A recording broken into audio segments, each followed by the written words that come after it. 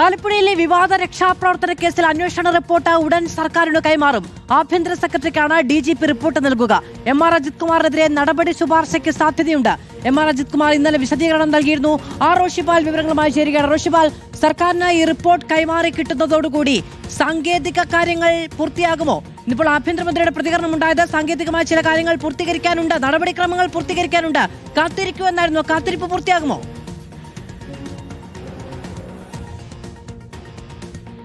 മാധു, ഇന്ന് വൈകാതെ DGP റാവണ ചന്ദ്രശേഖർ ആലപ്പുഴയിലെ ഗൺമാന്മാരുടെ മർദ്ദനവുമായി ബന്ധപ്പെട്ട ഏറ്റവും സുപ്രധാനമായ റിപ്പോർട്ടാണ് കൈമാറുന്നത്.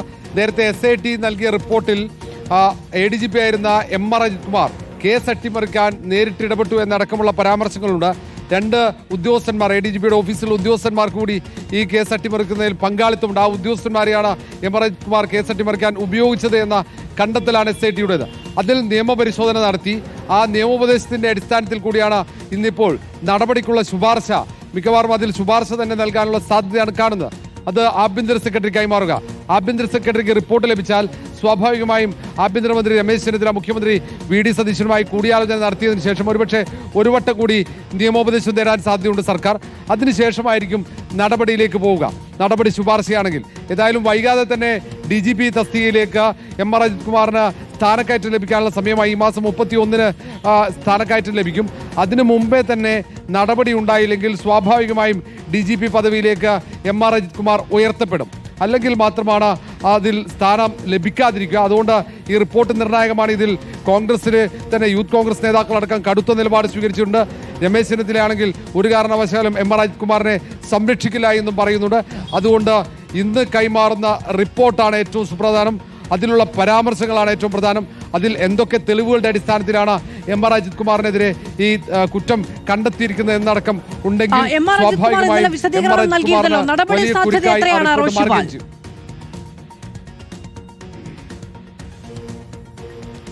മാധു, ഇക്കാര്യത്തിൽ കോൺഗ്രസ് നേതൃത്വത്തിന് എൻ്റെ ഒരു രാഷ്ട്രീയ തീരുമാനം കൂടിയുണ്ട്. കാരണം MR അജിത് കുമാർ വളരെ കാലം മുമ്പ് തന്നെ BJPയുമായുള്ള ബന്ധം അടക്കം ആരോപിച്ചത് UDF പ്രതിപക്ഷത്തിരിക്കുമ്പോഴാണ്. അങ്ങനെ പിണറായി വിജയനുമായി ഏറ്റവും അടുപ്പമുള്ള ഒരു പോലീസ് ഓഫീസർ പിണറായി വിജയൻ എല്ലാ കാര്യങ്ങൾക്കും ഉപയോഗിക്കുന്നത് MR അജിത് കുമാറിനെ അടക്കമുള്ള ആരോപണങ്ങൾ പല ഘട്ടങ്ങളും ഉയർത്തിയതാണ്.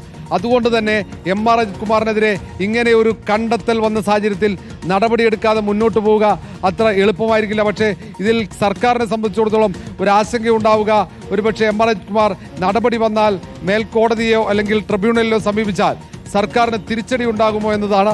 അതുകൊണ്ടാണ് അതിൽ ഒരു വട്ടം കൂടി നിയമപരിശോധന നടത്താനുള്ള സാധ്യത.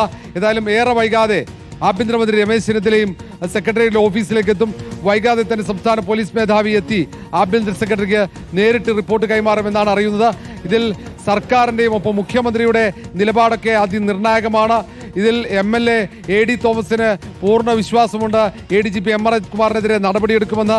ആലപ്പുഴയിലെ കോൺഗ്രസിന്റെയും യൂത്ത് കോൺഗ്രസിന്റെയും നേതാക്കൾക്ക് ഒരു പ്രതീക്ഷയുണ്ട്, MR അജിത് കുമാറിനെതിരെ നടപടിയെടുക്കുമെന്ന്. അതുകൊണ്ട് നടപടിയെടുത്തില്ലെങ്കിൽ അവരുടെ പ്രതീക്ഷ തെറ്റിച്ചു കഴിഞ്ഞാൽ അന്വേഷണത്തിനൊടുവിൽ മാത്രമേ നടപടിക്രമങ്ങൾ പൂർത്തിയാക്കി മാത്രമേ ഈ റിപ്പോർട്ട് സമർപ്പിക്കാൻ കഴിയുകയുള്ളൂ. അല്ലെങ്കിൽ MR അജിത് കുമാർ കോടതിയിലേക്ക് പോകുന്ന സാഹചര്യം ഉണ്ടാകും എന്നുള്ളതായിരുന്നല്ലോ വിശദീകരണം. അങ്ങനെ ഒരു റിപ്പോർട്ട് തന്നെയാണോ ഇപ്പോൾ സർക്കാരിന് മുന്നിലേക്ക് എത്തിയിരിക്കുന്നത്? അങ്ങനെ കരുതാമോ റോഷിപാൽ? മാധു, ആദ്യം SIT റിപ്പോർട്ട് നൽകിയപ്പോൾ തന്നെ അതിൽ നിയമപരിശോധന നടത്തിയ DGP ഈ അന്വേഷണത്തിൽ കൂടുതൽ വ്യക്തത വരുത്തണമെന്ന് SITയോട് ആവശ്യപ്പെടുകയും ചെയ്തിരുന്നു. അങ്ങനെ 2-3 ദിവസം എടുത്താണ് SIT കൂടുതൽ വ്യക്തത വരുത്തിയത്. ആ വ്യക്തത വരുത്തിയതിനു ശേഷമാണ് ADGP MR അജിത് കുമാർ എന്നും DGP വിശദീകരണം തേടിയത്. ആ വിശദീകരണം ഇന്നലെ വൈകിട്ടോടെയാണ് ലഭിച്ചത്. അതിൽ കാര്യകാരണങ്ങൾ ചൂണ്ടിക്കാട്ടുന്നുണ്ട്. താൻ കുറ്റക്കാരനെന്ന് തെളിയിക്കാൻ വേണ്ടിയുള്ള ADGP MR അജിത് കുമാറിന്റെ ശ്രമം. പക്ഷേ ഇതിൽ ഏറ്റവും പ്രധാനമാവുക എന്തൊക്കെ കാര്യങ്ങളാണ്, ഏതൊക്കെ തെളിവുകളാണ് എന്നതാണ് ഏറ്റവും പ്രധാനം. അതുകൊണ്ട് തന്നെ ഈ തെളിവുകൾ അടിസ്ഥാനമാക്കിയായിരിക്കും നടപടി തീരുമാനം സർക്കാരിന്റെ ഭാഗത്തുനിന്നുണ്ടാവുക. അതുകൊണ്ട് അവിടെ മുഖ്യമന്ത്രി VD സതീശന്റെയും ഒപ്പം ആഭ്യന്തരമന്ത്രി രമേശ് ചെന്നിത്തലയുടെയൊക്കെ നിലപാട് ഏറ്റവും പ്രധാനമാണ്.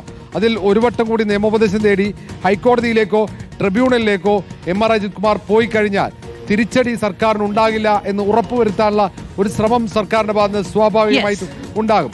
ഒന്ന്, ആലപ്പുഴയിൽ ഗൺമാന്മാരുടെ മർദ്ദനം, അതിന്റെ ദൃശ്യങ്ങളടക്കം പുറത്തു വന്നാണ്.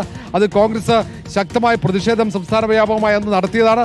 അങ്ങനെയുള്ള ഒരു സുപ്രധാനമായ കേസ് അട്ടിമറിക്കാൻ ADGP ആയിരിക്കും MR അജിത് കുമാർ ശ്രമിച്ചു എന്നൊരു കണ്ടെത്തൽ ഉണ്ടാകുമ്പോൾ അതിൽ നടപടിയെടുക്കാതിരുന്നാൽ അത് കോൺഗ്രസിനകത്ത് തന്നെ ചോദ്യമുയരും.